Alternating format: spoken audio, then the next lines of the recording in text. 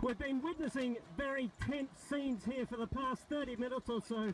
Protesters are slowly moving up on the police lines who've been responding with volley after volley of tear gas. And you can see now that petrol bombs are being thrown by protesters. At least half a dozen we have seen in the last 30 minutes or so. And we've also seen pockets of protesters who've been preparing those petrol bombs actually on the site. Police at this stage still using tear gas and other projectiles, so we can't confirm exactly what they are, but we've seen them flying through the air. We have perhaps several hundred protesters at the front line here, but behind them there are several thousand more. There's a rhythmic beating of whatever they can find to get the message across, to keep the spirits, if you like, of the people here on this front line up. But at the moment the police are just using tear gas and some sort of projectile. Behind that first line of police we have seen hundreds of others. They've moved out of sight at the moment, but they are, it looks at this stage at least, preparing to make a much bigger move. Andrew Stevens, CNN, Hong Kong.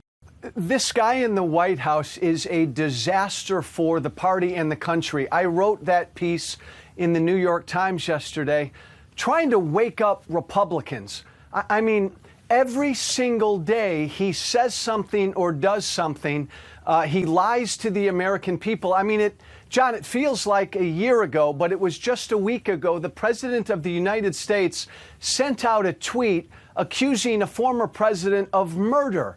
If Republicans don't stand up right now and challenge this guy right now, he's bad for the party, he's bad for the country, we're going to get wiped out in 2020.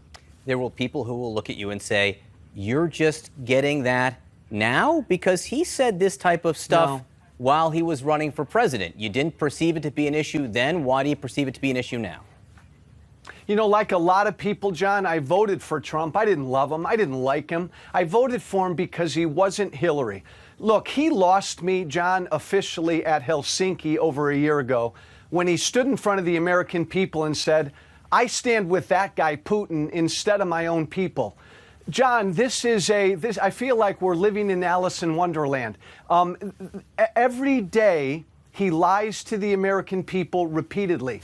You can't believe a word that comes out of his mouth. John, we've never had that in a president. And again, Republicans generally, that piece I wrote in the New York Times yesterday, John, most Republicans agree with me. Most of my former colleagues up on Capitol Hill agree with every single word I said. They're scared to death to say that publicly. You say that there should be a primary challenger to Donald Trump, not William Weld from the middle or the left. You think that someone should challenge the president from the right. How does that work when he's got 90% approval from within his own party? Well, John, what's interesting in that Fox News poll, and I heard you a few minutes ago, 59% of the people in that poll believe the president of the United States is tearing this country apart. Listen to that, 59%. Look, yes, a lot of Republicans support him because they look at the alternative and they say, oh my God, it's the Democrats, they're a bunch of socialists. They need an alternative. And John, again, I know a lot of good people are thinking about primarying Trump. It's got to be the moral case. This has got to be a mission. This guy is unfit to be president. I believe a lot of Republicans down in their heart and in their bones, they know that. They just need someone to strongly say that. They need an alternative. You said in this op-ed that President Trump has made you reflect on things you've said and done. How? Hey, John, one of the reasons I wrote this op-ed was to apologize for the role that I played in putting an unfit con man in the White House.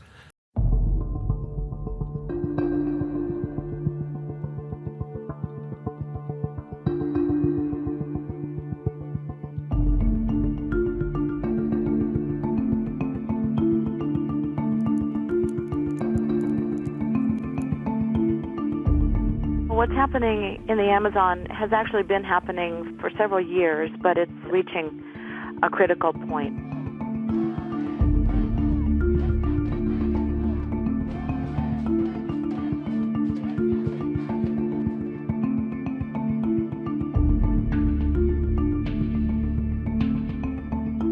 What we're seeing is really an unprecedented, deliberate setting of fires to clear land for agricultural use.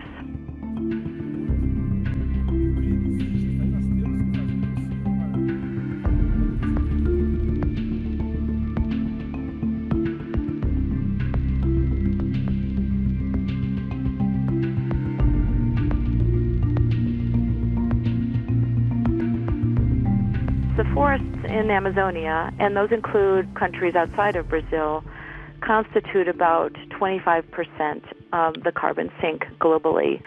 And that's why losing this carbon to the atmosphere has such enormous consequences for global warming.